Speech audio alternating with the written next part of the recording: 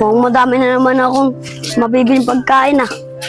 Okay, saan pupunta? Bakit mo ka malungkot? Oo, Rawi. May problema ako. Naghahanap kasi ako na mahihiraman na pera. Ilang araw na kasi hindi umiinom ng gamot yung kapatid ko Ah, ganun ba, Kyle?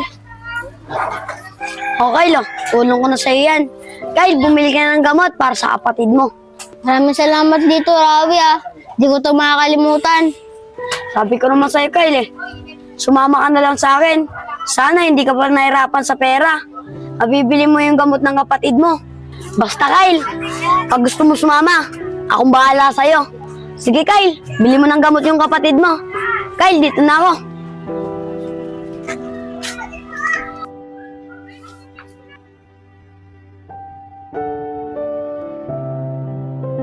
Rawi, sigurado ba yan? Dahil sasali yan sa grupo natin.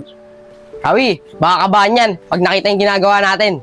Oo nga, buo ba loob niyan? Baka mamaya may dagayan sa dibdib. Boss, ngayon pa lang mukhang takot na. Mga pare, sigurado ako, buwan loob niya. Kababata ako siya Ano ko ba ipapakita sa'yo? Nabuo yung loob ko. Bakit? Ano rin ba gusto mo? Ay, tigil niyo yan! Upo ka na doon, Kyle. Kyle, umuha na dyan. Boss, mukha nga buo loob niyan. Siguro pwede na natin sali sa grupo natin yan. Sige, pakita nyo na lang ang tapang nyo mamaya.